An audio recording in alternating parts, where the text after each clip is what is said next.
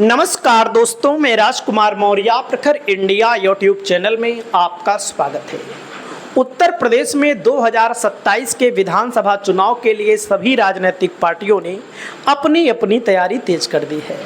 आज की इस वीडियो के माध्यम से आपको बताने जा रहे हैं उत्तर प्रदेश में समाजवादी पार्टी कौन कौन से ब्राह्मण नेताओं को टिकट देगी। एक समय हुआ करता था, बहुजन समाज पार्टी तमाम ब्राह्मण नेताओं को टिकट दिया करती थी। बहुजन समाज पार्टी का कोर वोटर ब्राह्मण बन गया था। आज के समय में ब्राह्मण भारतीय जनता पार्टी का कोर वोटर बन गया है। तो समाजवादी पार्टी कौन कौन से मजबूत दावेदारों को उतारेगी, क्योंकि ब्राह्मण की आबादी पूर्वांचल में 14 से 15% बताई जाती है।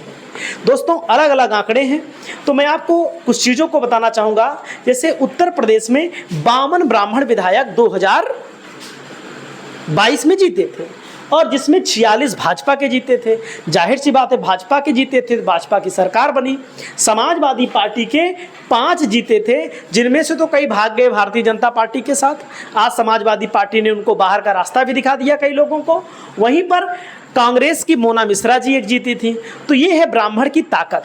वैसे मैं आप सभी साथियों को बताना चाहूँगा, जैसा मैं एकदम खुल्ला खुल्ला कहता हूँ, उसमें कोई ना तो डर है, ना तो शर्म है, ना तो कोई गलत है। जैसे अगड़ी जातियां जो हैं एनडीए के साथ हैं 79 से 80%, बल्कि और ज़्यादा भी हो सकती हैं। लेकिन जब कहीं कहीं पर समाजवादी पार्टी हो या कांग्रेस हो अपने ठीक ठाक नेताओं को मैदान में उतारती है, तो अगड़ी नेताओं को भी अगड़ी जातियों के लोग भी वोट दे देते हैं। जैसे लोकसभा का चुनाव हुआ यूपी में, आपने देखा क्या अगड़ी जाति के लोग समाजवादी पार्टी से चुनाव नहीं जीते, कांग्रेस से नहीं चुनाव जीते? मैं बता दूं, मैं नाम गिना देता हूं आपको। बलिया से सनातन पांडे चुनाव जीते, जीते कि नहीं जीते? जीते बिल्कुल। हारे भी हैं जहां पर लोग, वहां पर भी तो वोट मिला है, कुछ बहुत थोड़ा बहुत मिला है। आप चले जाइए, वीरेंद्र सिंह चुनाव जीते, राजीव राय चुनाव जीते, ये अगड़ी जातियों से ही तो आते हैं। आप चले जाइए यहाँ पर, क्या नाम है, आनंद भदौरिया चुनाव जीते, प्रयागराज आप चले जाइए। तो कहने का मतलब वोट पाने की अपनी अपनी तरकीब होती है। वोट कहीं पर जाति के नाम पर मिल जाता है, कहीं पर धर्म के नाम पर मिल जाता है, कहीं पर कैंडिडेट के नाम पर मिल जाता है। बसपा को भी 1%, अन्य को 4% मिला। यादव जो लोग कहते हैं बीजेपी को वोट नहीं देते, देते हैं। कई जगहों पर समाजवादी पार्टी गलत कैंडिडेट खड़ा कर देती है, तब दे देते हैं। कई जगहों पर अपने वर्तमान के नेताओं से नाराज रहते हैं, तब भी दे देते हैं। क्या जितने सांसद समाजवादी पार्टी के जीते हैं, वर्तमान की बात मैं कर रहा हूं, क्या यादव इनसे सब खुश हैं? अखिलेश के नाम पे वोट दिया, लेकिन यही सांसद यादवों को ही धोखा दे रहे हैं, इनके दरवाजे पर नहीं जा रहे हैं, इनके साथ अन्याय हो रहा है, अत्याचार। तो लोग कहते हैं चलो बेटा अब की बार चुनाव लड़ लेना। तो 15% लोग छटक गए, 82% लोग इंडिया गठबंधन को वोट दे दिए। बसपा ने भी यादव कैंडिडेट उतारा, तो उनके भी नाद मात रिश्तेदार हितिक व्यवहारिक रहते हैं। तो वहीं पर दोस्तों अन्य पिछड़ी कोयरी और कुर्मी ने इंडिया गठबंधन को भी 34% वोट दिया है। बस 50 दे देगा ना, भाजपा समाप्त हो जाएगी तुरंत। 40 दे देगा तब भी समाप्त हो जाएगी। अभी 34% दिया है कोयरी और कुर्मी ने। 61% एनडीए को मिला है, 2 बीएसपी को, 3 अन्य को मिला है। अन्य पिछड़ी जातियों में 59% एनडीए को मिला है, 34% इंडिया को मिला है, बीएसपी को 3% मिला है। जाटो आबादी 24% बीजेपी के साथ गई है, इंडिया के साथ 25% गई है, बीएसपी के साथ 44% गई है, और 7 अन्य के साथ। गैर जाटों में 29%, और यही गैर जाटो जैसे पासी समाज है 56% इंडिया गठबंधन को वोट दिया, तभी तो सपा जीती है। जो सपा वाले कहते हैं, बहुत सारे यादव कहते हैं वो तो फलाने के वोटर हैं।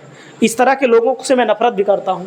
बीएसपी को 15% वोट मिला है, और गैर जाटो में 1% अन्य को भी मिला है। मुस्लिम का 92% इंडिया गठबंधन को, 2 बीजेपी को, बीएसपी को 5, अन्य को 1% मिला है। सोर्स क्या है? SC/SDS। अब मैं चलता हूं ब्राह्मण प्रत्याशियों पर। पहला टिकट यहाँ पर दोस्तों आपको मैं बताना चाहूँगा, पूजा शुक्ला जी का कन्फर्म है। नंबर 1 पे है पूजा शुक्ला जी, समाजवादी पार्टी के दिग्गज नेता हैं। लखनऊ उत्तरी से चुनाव लड़ी थी, हार गई थी 33,000 वोट से। हारेंगे कि जीतेंगे ये जनता बताएगी, जनता वोट देगी। लेकिन पूजा शुक्ला चुनाव लड़ेंगी, और मजबूत कैंडिडेट भी हैं, ये भी मैं आपको बता दूँ। मतलब इनसे अच्छा कोई चुनाव वहाँ लड़ भी नहीं सकता, ये भी सच्चाई है। वहीं पर अगला नाम आता है दोस्तों, मैं आपको बताना चाहूँगा, 33,953 वोटों से पिछली बार चुनाव हार गई थी। लेकिन यहाँ पर 17 में बीजेपी 27,000 वोटों से जीती थी। अभिषेक मिश्रा यहाँ पर लड़े थे दोस्तों, 2,219 वोटों से जीते थे। 2012 की राजनीति अलग है, अब की राजनीति अलग है। अगला नाम आता है दोस्तों संतोष पांडे हैं, लम्हुआ विधानसभा के। लम्हुआ विधानसभा में इनकी अच्छी पैठ बताई जाती है, ब्राह्मण समाज के लोकप्रिय नेता भी बताए जाते हैं। इनका भी टिकट माना जा रहा है कि समाजवादी पार्टी दे सकती है, लेकिन 2 बार चुनाव हार गए हैं तो डीमेरिट भी है, ये डीमेरिट है। भले आप संतोष पांडे को अच्छा मानते हो, लेकिन भले भी समाजवादी पार्टी टिकट दे दे, लेकिन डीमेरिट में तो आता ही है 2 बार चुनाव हारना, जाहिर सी बात है। वहीं पर अगला नाम सीताराम वर्मा को बीजेपी ने उतार दिया था, सीताराम वर्मा चुनाव जीत गए थे। वहीं पर अगला नाम आता है दोस्तों, हमारे यहाँ के हैं, शिवपाल यादव के बहुत करीबी हैं, इनका नाम है विनोद पांडे। अगर शिवपाल की चली तो इनको भी टिकट मिल सकता है उत्तर प्रदेश की प्रतापगढ़ सदर विधानसभा से। वैसे तो कहा जाता है शिवपाल और अखिलेश में अदावत है, लेकिन इस समय बताया जाता है सही है, और पुराने नेता रहे हैं। सबसे बड़ी बात है, बहुत पुराने नेता हैं, घिसे पिटे नेता हैं, समाजवादी पार्टी छोड़कर कहीं गए भी नहीं, तो इनका भी नाम है। वहीं पर अगला नाम आता है दोस्तों, पवन पांडे का नाम आप सुने होंगे, अयोध्या की सदर विधानसभा सीट से, तो इनको भी समाजवादी पार्टी मैदान में उतार सकती है, क्योंकि यहाँ पर ब्राह्मण आबादी अच्छी खासी है। ये आपके सामने जातिगत समीकरण दिख रहा है। वहीं पर अगला नाम आता है दोस्तों, इनका नाम है वेद प्रकाश गुप्ता। अयोध्या में लगातार 2 बार पवन पांडे को चुनाव हरा चुके हैं, देख सकते हैं, एक बार 50,000 से, दूसरी बार 19,990 से। तो यहाँ पर संजय पांडे हैं दोस्तों, हमारे जिले से आते हैं, समाजवादी पार्टी के नेता रहे हैं। इनके पिताजी राजाराम पांडे एक मजबूत नेता रहे, बढ़िया नेता रहे हैं, कामकाजी नेता रहे हैं। हम तो खुले तौर पर कहते हैं, हमारे गांव में इस नेता ने स्कूल बनवाया। स्कूल नहीं था, लोग 3-3 किलोमीटर पढ़ने जाते थे बच्चे। जो लोग कहते हैं भाजपा की सरकार में बहुत कुछ हो गया, सपा की सरकार में कुछ नहीं हुआ, उनसे मैं पूछना चाहता हूं, स्कूल कब बना? बिजली लगवाई इस नेता ने, सड़क नहीं थी, सड़क नक्शे में नहीं थी, खेत से सड़क निकलवाया इस व्यक्ति ने।